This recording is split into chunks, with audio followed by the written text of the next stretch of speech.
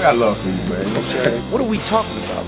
You know, I'm not here to start any trouble. I'm only going to say nice things about you from now on. I think you're handsome, and I think you're a wonderful host. I'm fat and I'm overweight. Just don't say anything silly. I was waiting for you to say that. I'm not laughing about it. You think this is funny? I take it serious. You know, I don't want y'all to take anything out of context that I'm saying. He's very funny. He likes to joke around a lot. As a personality and as an entertainer, yes. This is going to be really quick. I'm not taking any questions. Go ahead and get comfortable. I'm going to talk for a little bit. You're listening to Cabbie Presents, the podcast. What's up, everybody? Hope you are in the holiday spirit, which is to drink and be merry. If you're not an idiot or a Scrooge or a child like yours truly, get out to a food bank or the Salvation Army and drop off a few things you have around your place. If you're in a giving mood, the Shoebox Project is a great place to start. You can Google it. You put together a little box of items for women in shelters, and there are locations all across Canada. My guest on the show's Perfect 10 Foundation, one of their initiatives is raising money for single mothers, so that's along the same page. I'm your host, Cabbie Richards, and in the spirit of giving, I give to you one of my favorite athletes to interview, formerly of the Toronto Blue Jays, currently wearing the uniform of the Los Angeles Angels. He is on the phone right now. If it's going to be an interview, I'm going to conduct it. So I'll answer my own questions, ask myself the questions, then give y'all the answers. There's a club in which no athlete by choice wants to own a membership, and most of, if not all, are unaware that they exist in this club. The man on the other end of this phone has the distinction of being in the top 5 most interviewed by Cabral Richards wing of the Interview by Cabbie Club, and I'm thankful that after a decade, Vernon Wells would agree to converse with me. I'm happy to be joined by truly one of the nicest professional athletes I've ever met, Vernon Wells. How are you, sir? I'm good, Cabbie. I can't believe I'm in that distinguished group, man. I am honored. Yeah, so you're okay in that group. Okay, in the top 5, it's Kobe, Steve Nash, and probably 2 hockey players. I'd say. Geez, I'm not even sure who I've like. And these are guys I've interviewed probably 18 to 20 times. So it's up there for you and I. Yeah, I'd be higher on that list if I stayed with the Blue Jays. Yeah, you're right. Because I would at least see you 2 or 3 times a year. At least. Yeah, and it started, I think, in 03 or 04. Where are you right now? I'm in Dallas, driving from Dallas to my house. So whatever you may hear, it's not me. If you're honking, then not honking at me because I'm a very good driver. Are you? Are you one of those? Well, first, you're on a hands-free or something, right? You have one of those Bluetooth in your ear or something? No, I don't do the Bluetooth in my ear. I occasionally do the Bluetooth in the car, but we don't have the law here in Texas because, you can have a gun in your car. So, it's... Oh, my gosh. I don't think the cell phone rule is really that big of a deal here. So, wait, are you driving and the cell phone is literally at your ear, or you get, the headphones on? No, it's literally on my ear. Oh, my God. I want to make sure I have the best sound quality possible for this interview. Well, I appreciate that, but that's dangerous. I know you're a grown man and you navigate more danger. Well, I don't know if anything's more dangerous than driving in a car with your one hand on your phone and the other hand on the steering. Please be careful. It'd be like my other hand being on my coffee. Either way, it's going to be one hand on the steering wheel. It doesn't really matter. Okay, you make a good point. Have you started your Christmas shopping yet? You know what? I haven't. I'm always a last minute person, so I'm trying to get better, but I'm sure I'll start next week. Is it one of those cases where wifey does all the shopping and you're just and then you just sign the card? Yeah, you know what? I'm amazed she hasn't yelled at me yet because she's been making all kinds of lists. Because obviously, the more we're around, the older we get, the more friends we somehow accumulate, and somehow more family. I don't know how that's possible, but the list keeps getting bigger and bigger, and she's like, all right, let's sit down and do this, and we haven't sat down and done it, but the list is done. So she's been on top of it for sure. Well, at least somebody in the house is, so that the gift giving is done. So wait, how much do you spoil Jason Christian as far as like gifts go? Not affection. I'm talking about physical items. We cut back. We put a limit on it now because when they were younger, yeah, it was fun for them to open up presents. And now as they get older, they start expecting things. So now it's like, no, you're not getting everything you think you should be getting. So we start to teach them just what this holiday is all about and not to expect things and be thankful for what you get. So we're teaching them at a young age to be thankful for everything that's given to them, no matter if it's from us or whoever it may be. Who spoils the kids more, you or wifey? I'm probably the softer one because I'm not. You're the good cop. Yeah, I mean, my wife allows me to be the good cop. Let's be honest. I mean, I can't do anything unless she tells me to. So, just being real with you. Well, I appreciate it. So wait, if you're the soft one, you're the one that spoils them more. What about as far as affection goes? Like, there's always one parent is the disciplinarian, and one parent is kind of the nicer of the two. But one parent usually rules with the iron fist. Right. You know what? What's good about us is kind of we split the roles and vary the roles at different times. So it allows both of us to be on an equal playing field. And when I'm home, since we travel so much, and I travel so much, it's a lot of times during the season, it's her that's having to do both roles. And then when we're together, I slowly have to wield the iron fist. But there's so much time that I miss out on. So once the off season comes, then I'm able to just reach back and slap one of them if I have to. What's the worst news you've gotten from wifey, like in a text message, like during a game or like while you're working? Because, when people work, they're still, exchanging text messages and stuff like that. Like something involving the kids, whether it's one of them, like Christian got into a fight, or one of them fell and like they cut their head and they had to be taken to the hospital. What's the worst that you've ever gotten on your phone while you're in uniform at a stadium? You know what? It was actually this past season. Christian, my 7-year-old, actually had to have an emergency appendectomy surgery. Wow! We had a day game on a Sunday, and he had a stomach ache that morning, and we had taken him to the hospital and get him checked out. And our game started at 12:30. So about the 6th inning, I made sure I kept my phone with me, just near down in the tunnel, so I could just be aware of everything that's going on. And I finally got the text that he needs his appendix taken out, and then she had ended up getting the hospital had called our training staff, so everybody's panicking, running around, and that was the worst news I've gotten. Wow. So you get this news in the 6th inning, you literally have your iPhone in your back pocket in the outfield. No, I'm just kidding. No, you hide it in the dugout. So then do you leave the park? Yeah, I ran in, showered, left the park, and we had plans for them. They were already flying home after the game because we were in California. They were flying back to Texas. The team was actually coming to Texas after that game also. So I stayed back Sunday night, and he had a surgery. Everything went well, and I flew out Monday morning, and they flew out on Tuesday. So okay, it was a crazy couple days. Wow. So was your heart like beating like you were? I don't know. As a parent, like you always fear for the safety of your child, and even though you are an alpha male, you're a baseball player who's had a lot of success or had success in MLB. Were you still like you just turned into like? Was it like survival mode? Like you were afraid?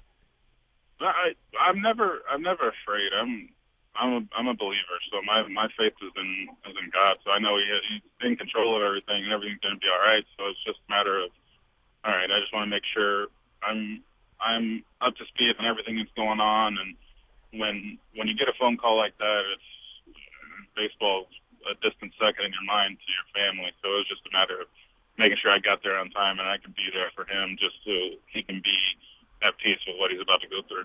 Now, for me, the scariest message I've ever gotten on the phone was from an ex-girlfriend, and she was like, "Who is blase blah blase blah?" It was a girl's first and last name, and that showed up on my phone, and that was like super panic, like sweating, because then it's like you have to respond like right away. You can't take too long to respond, you know, and like you can't respond 7 minutes later or 27 minutes later, because then I'm sure you haven't got one of those, but that's the scariest I've ever been after I saw a message come in on my phone.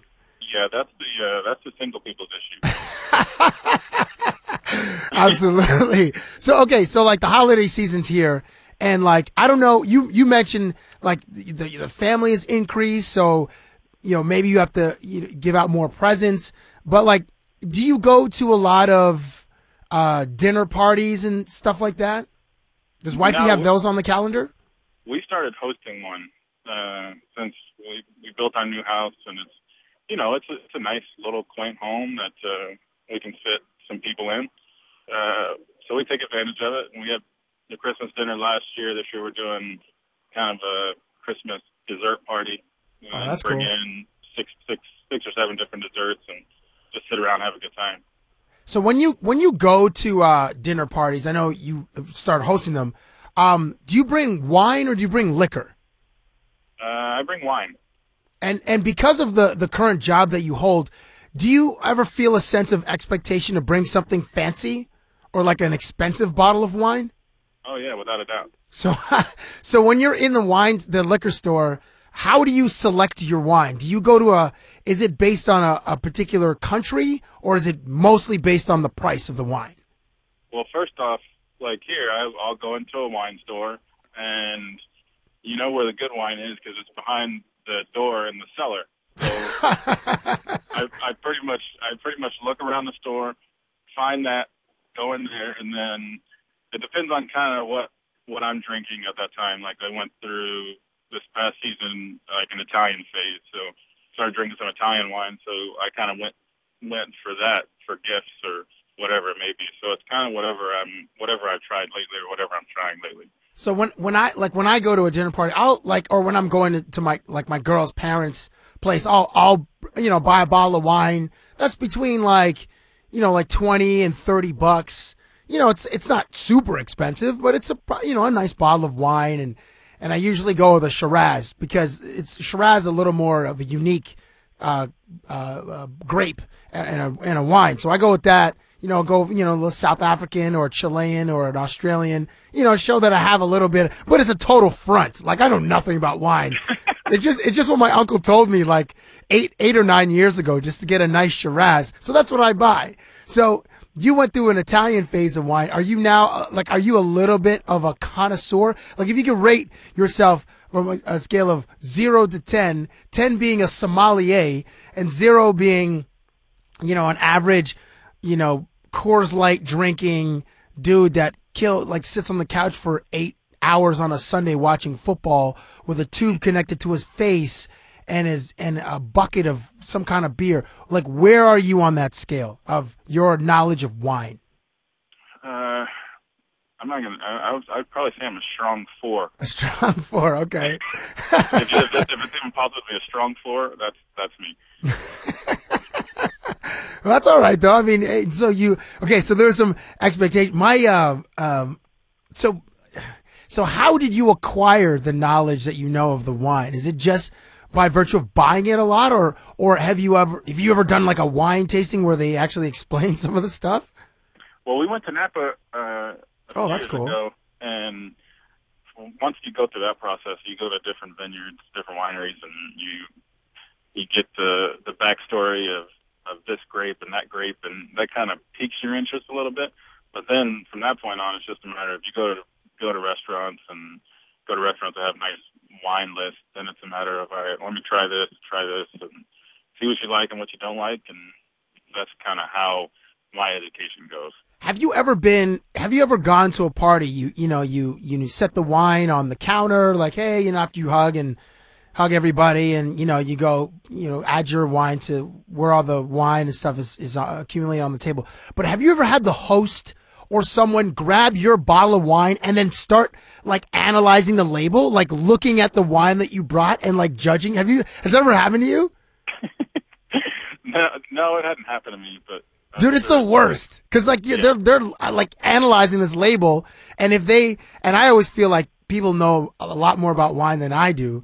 So, and this happened to one of my friends where he just started dating a girl and brought wine. He came over to my place. He didn't have any wine. I was like, yeah, man, you take this bottle. And I gave him the nicest bottle that I had. And then he went to the girl's place or family's house, and the mother was studying the bottle of wine and like quietly judging him. And it's a good thing I gave him a nice bottle, because then she's like, oh, this is not, like, she validated his purchase, but it was like right in his face. So if he brought a bottle of wine that was like $8, then she probably would have, quietly whispered to the daughter, like, I don't know if he's the one for you. Mm-hmm. So because you go to that nice wine cellar at that liquor store, that probably, if it does happen, you'll probably get a pass. Right. Yeah. I think I'll be safe. I know the names I need to go to in the right situation. So, and there's some staple wines in California that if someone drinks wine, then they know what that label is, and they'll be like, man, that's a nice bottle. What are those? What are, like, is like Mondavi out there or something? Is that one of the guys? No. He was one of the, yes, he is. He was one of the older guys, but they started making more of the $20 wines, which honestly, in some cases, $20 wines will taste better than the $100 bottles of wine. It's just a matter of what your taste is. But, okay. There's one of the vineyards we went to and wineries we went to was Dariush, which was actually an Iranian man who bought land in Napa, built this unbelievable winery. His house is part of the whole tour, and he brought all the stone in from some country over there and built this place. And they said he wouldn't see his money in that place. His grandkids wouldn't see the money from everything that he's put into it. So it's just a matter of, it's a business that you got to love just for the sake of just making wine. Ah, okay. So you're not going to become like Bill Gates, but it's like a passion thing. Exactly. It's just a matter of, you're so rich it doesn't matter. You just like to drink wine.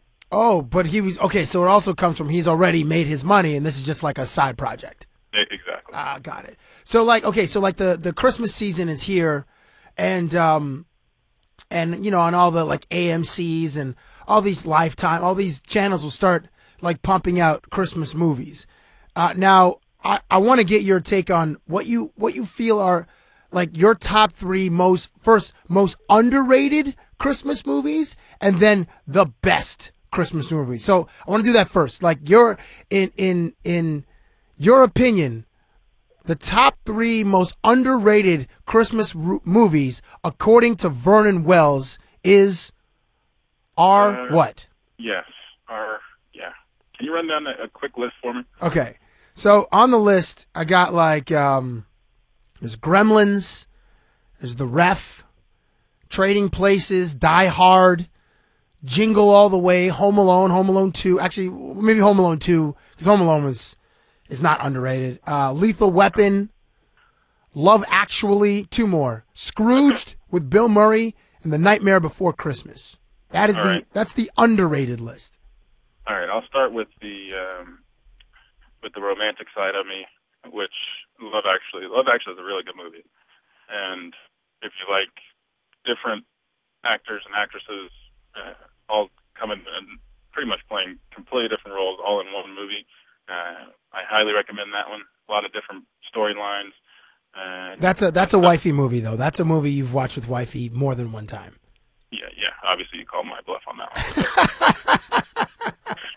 Yeah, definitely that one. Okay, Love Actually is on your top 3 most underrated list. Yeah, Trading Places. Fantastic movie. Great call. Yeah, Great call. Love Eddie Murphy. Young Eddie Murphy was really funny. Old Eddie is doing some weird stuff, but young Eddie was really good. Yeah, 1,000 Words was. I don't even know if it got more than a 0 on Rotten Tomatoes. Yeah. I've noticed Rotten Tomatoes is harsh. Yeah, but it's a pretty good indicator. Yeah. Okay, so one more on your top 3 most underrated Christmas movies. Yeah, my debate would be between Die Hard and Lethal Weapon. Underrated. Yeah, I mean, I guess both of those are pretty highly rated. But those are in the action genre. But like underrated as a Christmas movie is another thing. Good point. There's a little Christmas hint. I would say that it would be Die Hard. Nice. Good work. I'm going on my list. I'm going Trading Places at the 3, The Ref at the 2, and Gremlins at the 1 for me for underrated Christmas movies. The Ref had Kevin Spacey in it. I don't know if you've. It's like kind of an obscure Christmas movie, and there's a scene where he takes like the poker from the fireplace and he starts like hammering on the fireplace. Excuse me. Anyway, it's pretty funny. So yeah, I got to watch that one again. I think I saw it once, but it was probably one of those movies where we were on a road trip and I ended up getting in the bed and I'm watching the movie and I wake up and I don't remember what the heck I watched. I don't know if it holds up anymore, but at the time that I saw it, I really liked it. Like that's the thing. A lot of these movies won't hold up. And certainly in comedy is kind of like the genre of film where the humor, like it loses its effect and its resonance the quickest of all the genres, I think. And maybe even horror, but comedy for sure. That's the one that's like something that's funny in 2000 is probably not funny. Like Borat is probably not funny anymore, even though Borat was really funny. Yeah, but at the same time, though, like there's some stuff when you're younger that's over your head. You go back and watch, and like, oh man, I didn't know they were alluding to that. That's really funny. Oh yeah, maybe. I can't think of one off the top of my head, but you might be right. Okay, now what about your top 3 best Christmas movies? Well, I guess it's a classic. It's A Christmas Story. Yes, that's at the one spot for me as well. That's right at the top of the list. Yeah, there's some really funny moments in that, but Elf. That's a very popular one. You know, I've never seen Elf, and that's a terrible admission, but I've never seen Elf, so I got to see it. But you love that. If you're a Will Ferrell fan, you got to. Yeah, that's true. Yeah, he's really good in it, and the reason why I know it's good is because my wife is not a big fan of Will Ferrell because she thinks he's a little over the top sometimes. Right. And she loves the movie, so it kind of reaches from the idiots like me to the smarter people like my wife. So. Nice. And then at the number 1, also on the list, your top 3 best Christmas movies? I'd probably go with like Rudolph the Red-Nosed Reindeer. So you're going with a classic? Yeah.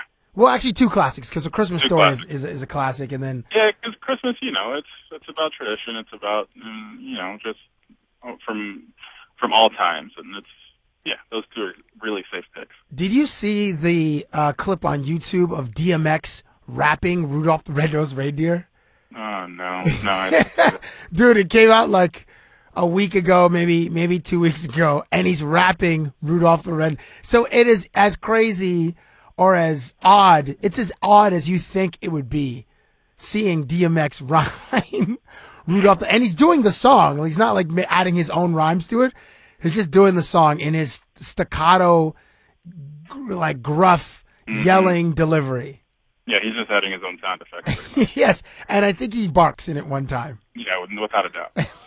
just ridiculous. Hey, speaking of movies, have you seen the movie Flight? I haven't. The Denzel movie? No, I haven't seen it yet. Do you get to okay? So in the off season, do you get to watch any movies? Because during the season, you're on road trips. There's a lot of downtime. You can just crush movies on your iPad or out with the guys if you have like day games and stuff like that. But in the off season, do you get to go to many?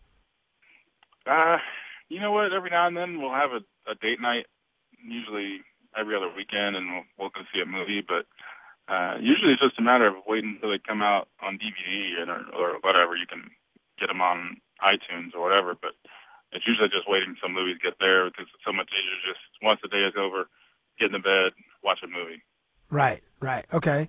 So and that's, well, are you getting old, Vernon? Oh, without a doubt. Man, don't say that, dude. You're like barely in your 30s, man.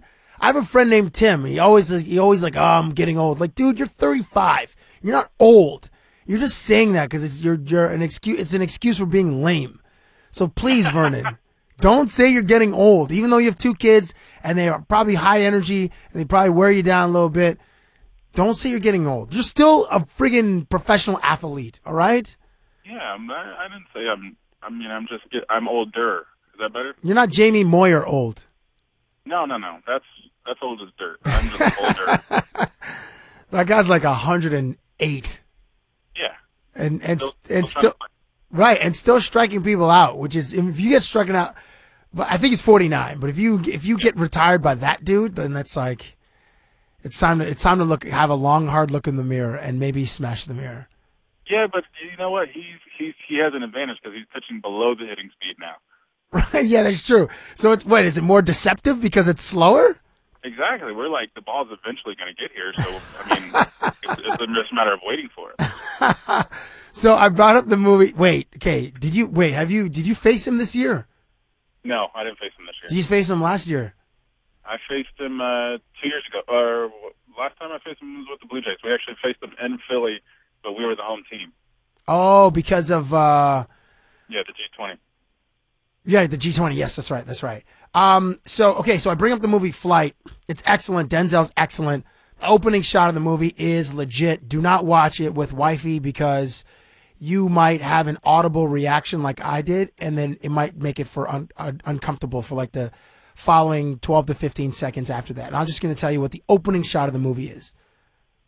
It's a shot of the clock radio, the bedside clock radio, and then all of a sudden a breast enters the frame. And I was like, Robert Zemeckis, you're one of the guys. Like, it's fantastic. But don't watch it with wifey, because if you're like, oh, then she might look over at you and be like, oh, and then you might just have to like have a conversation with her that you don't want to have. Yeah, she'd probably be okay with a boob. I mean, one boob is all right. 2 boobs might not be good, but right. 1 boob she'd be able to deal with. Okay.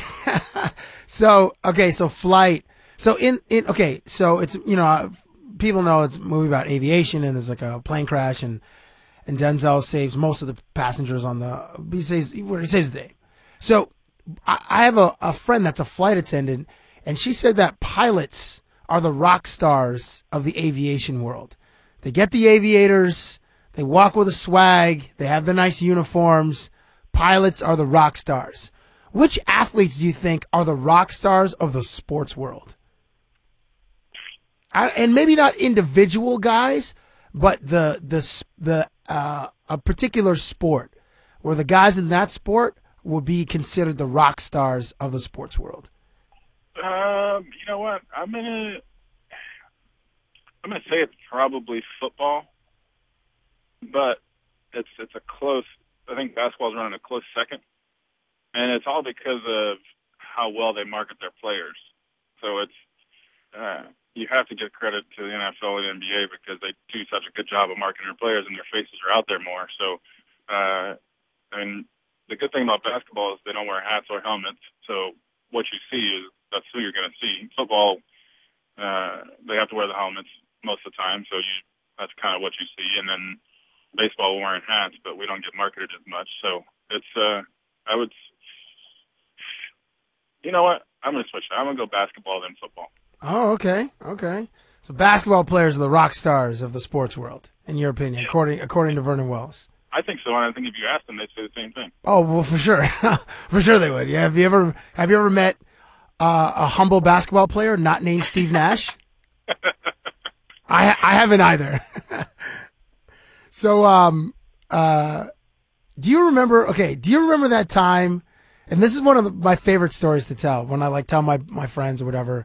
Do you remember the time I was in the clubhouse and I was laying on first of all, why did you have a love seat in front of your locker when you're with the Blue Jays? Like no one else had a love seat in front of their locker except you. That's false. What do you mean that's false? I was laying on the love seat like I was a member of the team, like a total jackass. You're talking about the new clubhouse? Yeah. Your last year in Toronto. That was because there was a TV right there. Wherever there was a TV, there was a couch. I don't recall there being a TV in front of your locker, though.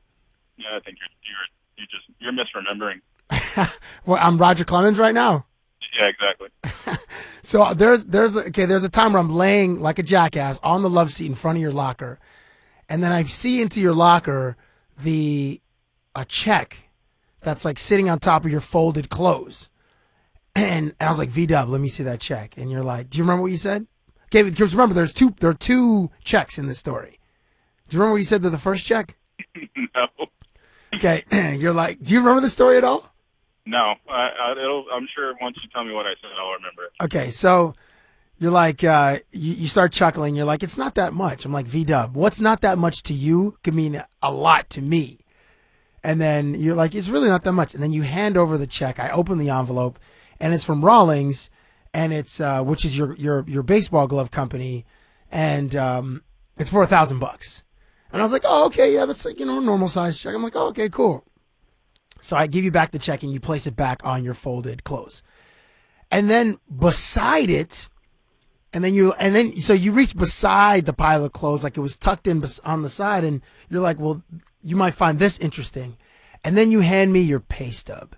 And it was like it was in, it's folded in three, like all of our pay stubs are. It's got that blue paper. I think it was from like ADP is like the company that processes checks. So immediately I unfold it, and I didn't go to the unemployment insurance. I didn't go to the gross. I didn't go to the tax or, what you've made so far. That I just went right to the net. And I looked at the net, and I looked at you in the eyes, and I was like, Vernon, I hate you. And then you started laughing. And I was like, you're lucky you're such a nice guy, because I really hate you right now. And again, you continue laughing. And beside you was Aaron Hill. To your right, as I'm looking at you, to your right was Aaron Hill. To your left was, I think it was Adam Lind, and then it was John McDonald, I think was kind of beside him. Is that right? Right. Who was it? It was Adam Lind, right? Johnny Mac. Yeah, they were kind of both over there. Yeah, that's correct. And I don't know if you were comfortable with me revealing what the net was. And actually, but then I said to you, I was like, is this every 2 weeks?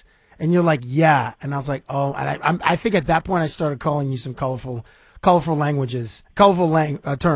And one, languages, I'm such an idiot. And one of the words started with an A and it ended with an E.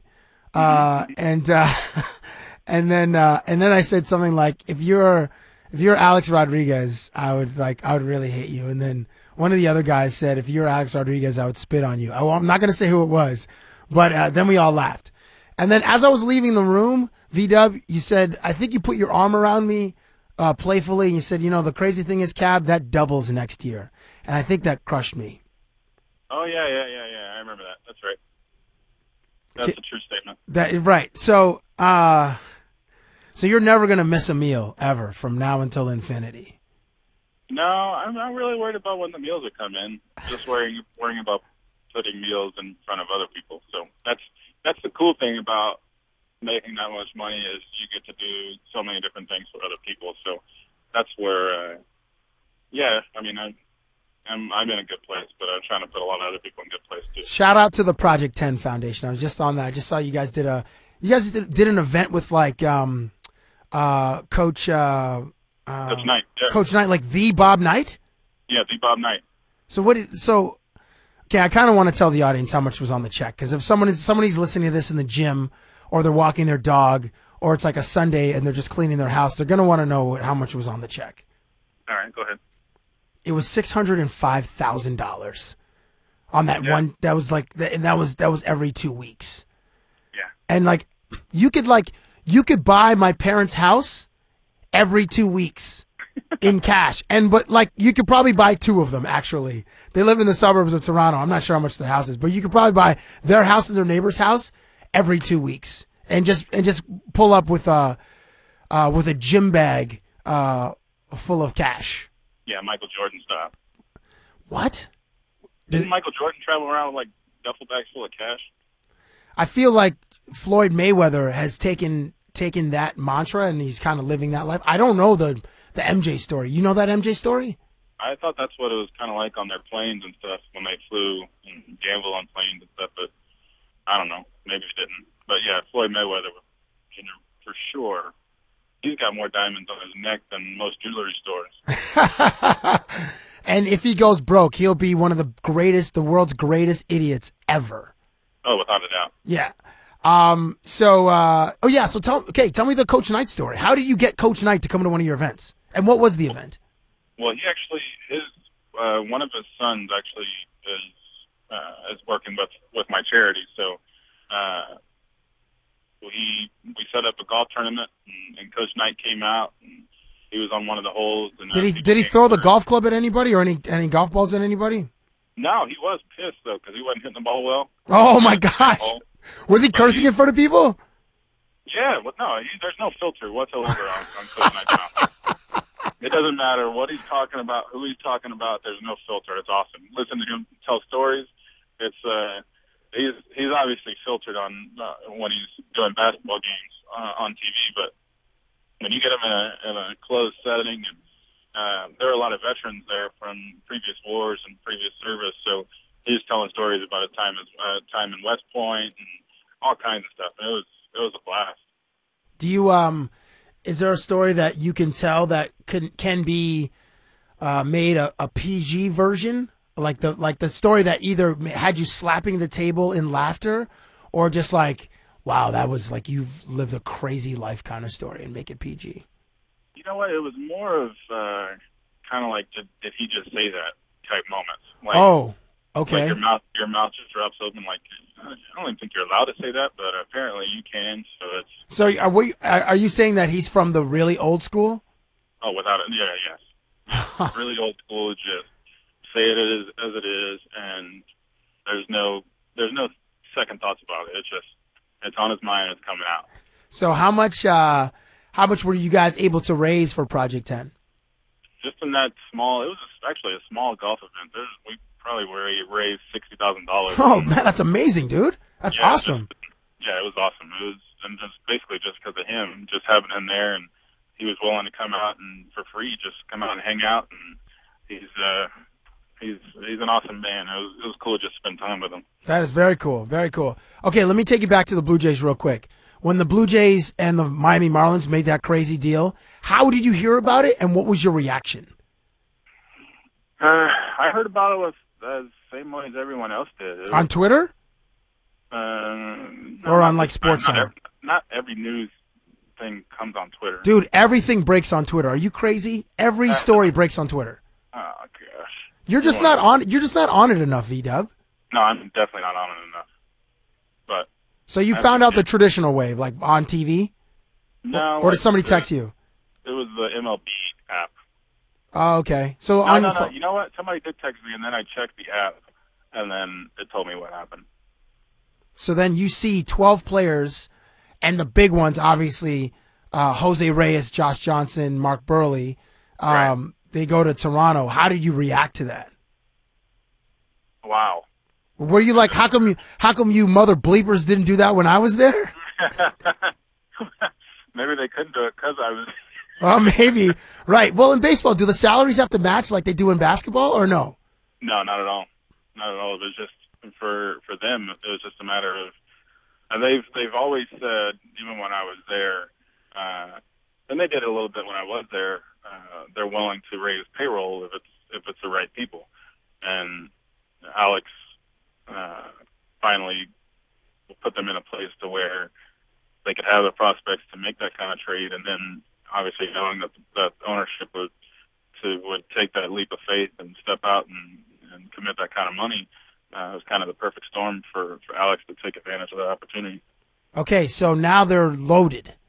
Got if everybody plays to their career averages, right, then they're loaded. So, and the Blue Jays play, as you know, you've played most of your, 90% of your career in the hardest division, arguably in all of sports, the AL East. Where do you see the Jays in 2013? I see them significantly better than they have been lately. What does that mean, V-Dub? You know what?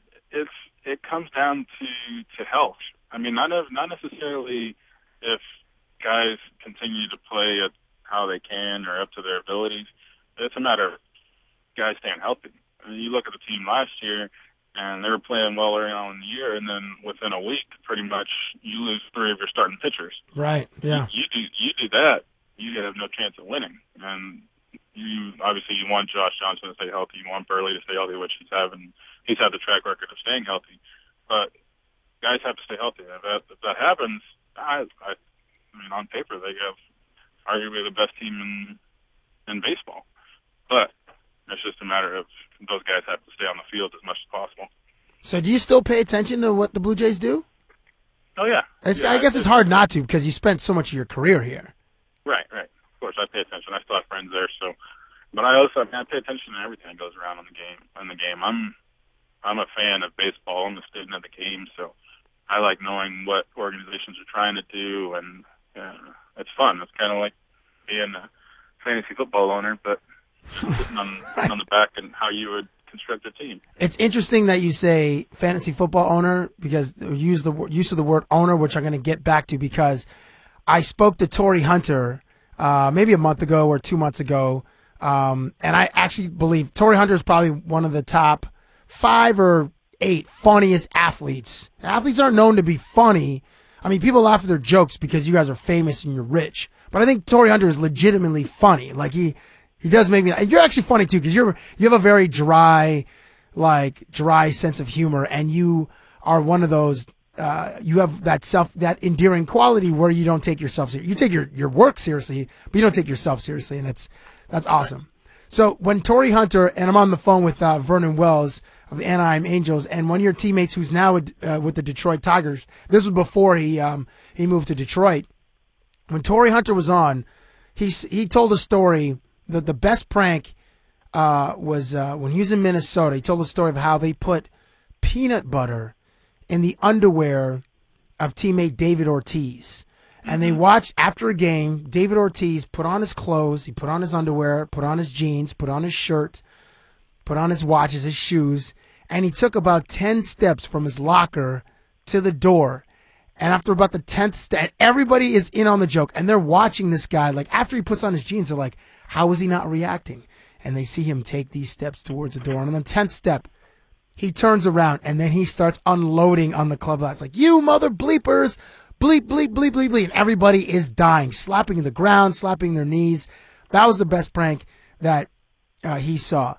Another one, kind of on the similar wavelength, Colby Rasmus, who plays for the Toronto Blue Jays, once told me a story that one of the coaches put a dirty diaper, I'm not sure where he got a dirty diaper from, but a dirty soiled diaper under his passenger seat in his car when he was in spring training with the Cardinals. And for 2 days, he couldn't figure, and he was, giving guys lifts from the ballpark home and stuff.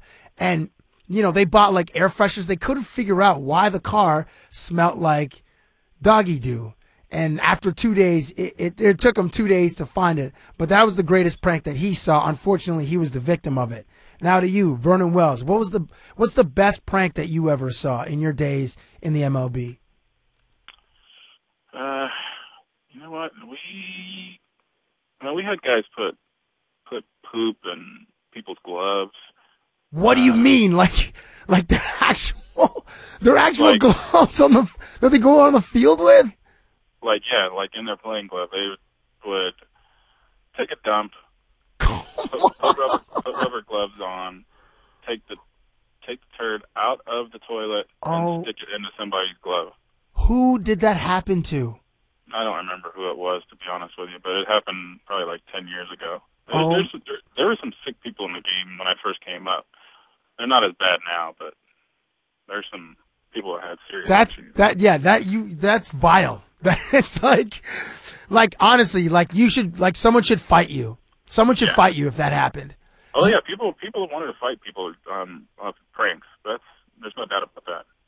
And did fights ever break out in the clubhouse? Have you ever seen punches thrown? You don't have to say who, but do you ever see punches thrown in a clubhouse? No, I've never seen punches thrown in a clubhouse. I have seen punches thrown on a plane, but not in the clubhouse. Wow, plane's even worse. That's even worse. It was over a card game, or what was it? What was it over? No, just too many drinks, and it's just men being men with alcohol in their systems, pretty much. Dude, fighting on a plane is I can't imagine a worse place to fight unless a fight breaks out and you're in a room with the president of the United States. Not only will you be tasered, you're going to be held like under the wherever, like in some cell for a while. Yeah, for a long time. For a long time, even if the president is not it wasn't directed at him, oh man, I fear for your life if that happens. Wow, on a plane. So punches were thrown. Okay, tell me who's fighting. Yeah, right. Come on, V-Dub. I can't do that. I've actually seen 2 different ones, actually. Oh, my gosh. Okay, V-Dub, the statue, how long ago did this happen? You said the craziness was like 10 years ago. Yeah. One happened probably 8 years ago, and the other happened 2 years ago. Oh, my goodness. Okay, tell the one from 8 years ago. Those guys are probably not even in baseball anymore. No, I'll say it was a relief pitcher and someone else. Just say the names. The statute of limitations is up, V-Dub. These guys, the one person. What? I will never be that person to say names. So I'll just give you it happened. Just one name. No, I narrowed it down as 8 years ago, relief pitcher. You just said relief pitcher and someone else. That's not a name. Give me a name, V-Dub. A staff member. Oh, not even another player? No, but you have a player fighting a staff member. That's not good. Yeah, but a staff member is what, like a freaking Clubhouse guy? That's kind of a letdown story. Like, what is it? Like, it's like staff. Coaching. I guess that's okay, but it's still not. It's not the same as a player versus a player. Like that's, that's like. No, that was 2 years ago. 2 years ago was player and player. Okay, there's been several that have been close to calling the blows, and it's like, all right, that's enough. Are you the guy that jumps in the middle, or do you want to see it happen, sit back and kind of laugh and watch it? I'm more the person, like, both of them took place right near me, and I'm not getting punched because 2 guys are being stupid, and I'm just like, hey, don't want to be stupid, go ahead, go after it. So you watch. So what you're saying is you're a witness. You're just a bystander. Like you're in the audience. You know what? The first one, yes, because it was in front of me. The second one was kind of just off and behind me just a little bit. I didn't even turn around. You didn't even turn around? I didn't even turn around. I'm like, man, you stupid idiots. And I just kept looking forward, watching my movie. Oh, my gosh. Okay, so then, who was one of the people on that one? With you, I don't know. 2 position players. All right, the next time we have dinner, you can tell me that story. Yes, in private, yes. Okay, so the last conversation piece, and thank you, Vernon, for spending some time with me. The ESPN 30 for 30, I think this one already aired on ESPN, but it was You Don't Know Bo, about Bo Jackson, who was heralded as maybe the best athlete ever, just a physical specimen. And my first ever sports book, my mom got me Bo Knows Bo for Christmas when I was 12. No, I think I was younger. I might have been 10 or 11. And he's on the cover and he's like running and he's just ripped. He's just like, he looks like a superhero. He's got Iron Man's body. In your opinion, who is the best athlete ever? I can't argue with that one. Bo Jackson. Yeah, I can't. I mean, he was a freak. He was as fast as can be, as strong as can be, and could do anything that he wanted to in sports. So, I mean, I think the conversation starts and ends with him if you're talking about just flat out being an athlete, yes. Did you ever, did you see that documentary? I haven't seen it yet. I haven't seen it. I mean, I've seen the previews several times, but, I mean, Bo was around when I was a kid, so it was kind of one of those athletes that you kind of looked up to, and he played football and baseball. I played football and baseball, so you knew Bo Jackson. Where did you play in football? Quarterback. Were you actually? Yeah. You're a 6-foot quarterback, huh? You're like, you could have made the CFL, maybe. See, why you gotta say that? You could have been up here with the Argos and the Ticats. Vernon Wells coming. You're limiting my abilities because I know what the ratio has to be for Canadian to American in the CFL. So, I mean, my chances would have been better. I had a better chance making the NFL than the CFL. Why don't you, dude, I mean, if you could, oh no, I guess you could only basically play 1 month. Oh no, you could play maybe 1.5 months if the Angels don't go to the playoffs this year. You can. Yeah, but I would rather play receiver. Would you? Do you think you're fast enough though, V-Dub? You know what? I'm sneaky fast. You got deceptive speed? Is that what you're saying? Deceptive speed, and it doesn't change when I put pads on. That's the key. That's the key. Can you still run the same when you have pads on? Okay. I have that scared speed. I don't want anybody hitting me. So I'm running as fast as I can. So you're just gonna run nines. You just fire up the line of, not the line of scrimmage, along the sidelines and get someone to throw you the deep ball. No. I'm running ends. I'm running posts. I'm running curl routes. I'm running everything. Are you? Okay. So, do you think there's an athlete playing today that could play 2 sports? I have a short list, and before I give you the list, does anybody come to mind, an athlete playing right now that could play in 2 sports? Yeah, I mean, I have to start with the baseball players that I know that could play other sports. Because I've seen basketball players swing a bat, and most of them look terrible. I've seen football players do it, and most of them look terrible. So, like Carl Crawford could play football. Mike Trout could play football. Really? Well, yeah. Mike Trout is unbelievable. What positions could these guys play? Both of them would be running backs. Running backs. Okay. Yeah. I mean, I think those 2 would top the list. There's a lot of quarterbacks, like Division I, would have been Division I quarterbacks that play baseball. Joe Mauer was one. He was going to Florida State to play quarterback. Oh, was he really? Oh, wow, I didn't know that. And that was when Florida State was. And they're getting back to it now, but that was one of the best programs in football. Adam Dunn was a quarterback at Texas, and he left early. Wow, he made the right call. Yeah, there's some pretty good players that could play both sports. Those are the guys I did not have on my list. On my list, I had Tony Romo and Ben Roethlisberger to play football and golf. Yeah, okay, that makes sense. I know. I heard Romo's probably like the best.